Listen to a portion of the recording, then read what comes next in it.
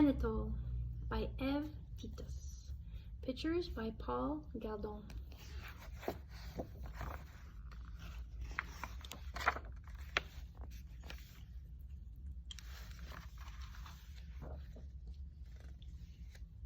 This book was written in 1956. In all France, there was no happier, more contented mouse than Anatole. He lived in a small mouse village near Paris.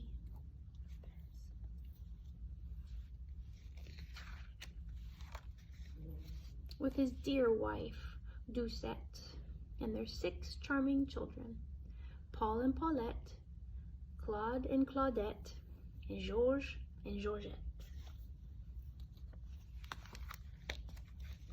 Every evening, as the sky darkened, the husbands and fathers bicycled along the boulevard toward Paris to find food for their families. Once arrived, they entered people's houses through secret passageways known only to themselves. Anatole's partner was usually Gaston. So we'll see Anatole, his partner Gaston. One night, while they were looking for leftovers in someone's kitchen, Anatole heard people in the next room talking about mice. Curious, he crept under the sofa and listened. "Oh, those terrible mice," complained the woman. "They sneak into my kitchen, they rummage around in my garbage pail, or pull themselves up to the table and take what is there. Sometimes they even nibble at untasted food. This I must throw away. Heavens knows how dirty their paws are." "They are a disgrace to all France," the man said angrily. "To be a mouse is to be a villain." Deeply shocked, Anatole ran back to the kitchen. "Gaston, we must leave at once." But On the way home, Anatole, greatly upset, told his friend what had happened. "Bah, a mere trifle," scoffed Gaston. "People are people, and mice are mice. Our loved ones must eat, and our only hunting grounds are people's homes." "But I never dreamed they regarded us this way," cried the unhappy Anatole. "It is horrible to feel scorned and unwanted. Where is my self-respect, my pride, my honor?" Gaston shrugged his shoulders indifferently. "Resign yourself, Anatole.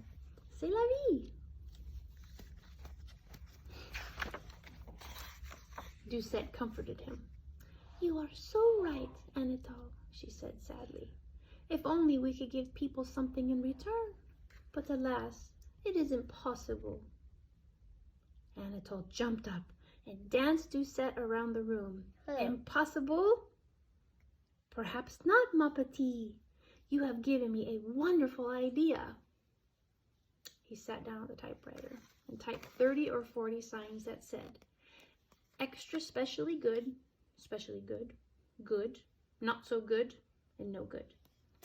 Then he stuck a long pin through each sign and put them all away carefully in his briefcase. Riding to Paris that evening, Anatole said, "Gaston, will you feel insulted if I go off alone after this? I have an idea I must work on in secret." Gaston answered, "I am your friend, n'est-ce pas? A friend is never insulted. A friend has faith. Bonne chance. Good luck." When they reached Paris, Anatole left the others and headed toward the business part of town. He parked his bicycle in front of the Duval cheese factory. He squeezed his small mouse's body easily underneath the door, not forgetting his briefcase. How heavenly it smelled inside! His sensitive nose sniffed many delicious cheeses: Camembert, Port-Salut, Bleu, Saint-Marcellin, Roquefort, and Brie. "Well," thought Anatole, "I mustn't stand here sniffing all night. There's work to be done." He hurried down one dark passageway after another until he found what he was looking for, the cheese-tasting room. It was dimly lit filled with long wooden tables. On them stood great mounds of cheese of all shapes and sizes. Wow. Without further delay, Anatole climbed up on the nearest table. First, he tasted a bit of Camembert. Couldn't be better. He opened his briefcase, took out an extra specially good sign, and pinned it on the cheese. The next one tasted much too sharp. He used a not-so-good sign and wrote something on it in pencil. Up and down the long rows of cheeses went Anatole for hours and hours, sniffing and tasting and pinning on signs. At last his work was finished. Voila! Now the Duval cheese factory will learn a thing or two. Mice are known everywhere as the best... Did he bite them? He tasted a little bit. Mice are known everywhere as the best judges of cheese. And as for myself, I shall bring some home proudly, for I have honorably earned it. So what did he say? Good. Not creamy enough, Anatole. Especially good. Another pinch of salt, Anatole. Not so good. Add more goat's milk, Anatole. No good. Throw it away, Anatole. Good. Less bad black pepper, Anatole. Not so good. Needs more grated onion, Anatole. No good, Anatole. Good, but add some more orange peel, Anatole. And this? No good. Specially good, add a little vinegar, Anatole. Extra specially good, Anatole.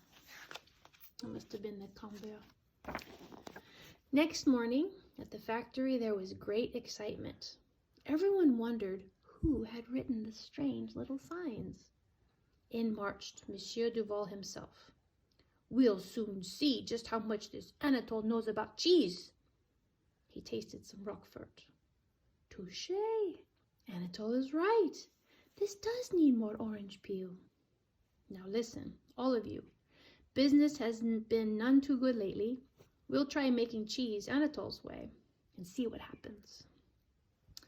Every night Anatole left more of his little signs, and every day the cheese workers made more changes. Soon, business began to boom.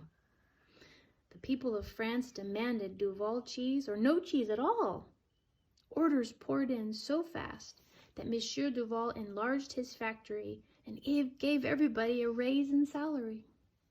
But he couldn't discover who was leaving the signs. See, why doesn't Anatole appear? Monsieur Duval asked his secretary. He deserves to be rewarded. Her? That's his girl Friday. We owe all our good fortune to him.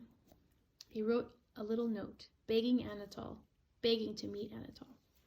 But Anatole wrote back that he preferred to remain unknown. Monsieur Duval even had every employee named Anatole come to his office for questioning, but each one denied that he had left the signs. It was no use. The secret remained a secret. Then, one afternoon, Monsieur Duval rang for his secretary and dictated a very long letter. All these people are named Anatole. Can I hold this, please? Yeah. That night, Anatole found the letter. Dear Anatole, this letter comes to thank you for all you have done. Our success is due entirely to your wonderful work. I am most anxious to meet you in person, but since you prefer to remain unknown, I shall respect your secret. Whoever you are, it is clear that you love cheese greatly. Please help yourself to all the cheese you like, as often as you like. Every night there will be some good French bread left here for you, and chocolate eclairs, and other dainties. How I wish I could reward you more richly. Anatole, we salute you. From now on, we shall think of you fondly as first president in charge of cheese tasting. Remember, you are always welcome here. With every good wish for your happiness, your friend, Henri Duval. When Doucette saw the letter, she said, No more snooping around in strange people's houses for you. That's finished forever. You are the smartest mouse in the world. Paul and Paulette, Claude and Claudette, and Georges and Georgette climbed up on his chair and hugged him. "We are so Who? proud!" Tag 2. Their papa. Oh. "Our beloved papa is now a respectable business mouse." The next day, Anatole invited Gaston to be his helper. The older mouse made a Who's very Gaston? low bow. Who? "Gladly I will join you," he said. Then he kissed his friend on both cheeks and cried, "Viva Anatole!" Was he content to sit back and do nothing about our way of life? No, no. He is a mouse of action, a mouse of honor, a mouse magnifique. And so it came to pass. Anatole and his partner worked at the factory, side by side in perfect harmony. The secret stayed a secret, always. So, if you should ever meet a mouse looking for leftovers, you will know at once that it cannot possibly be Anatole, the happiest, most contented mouse in all of France.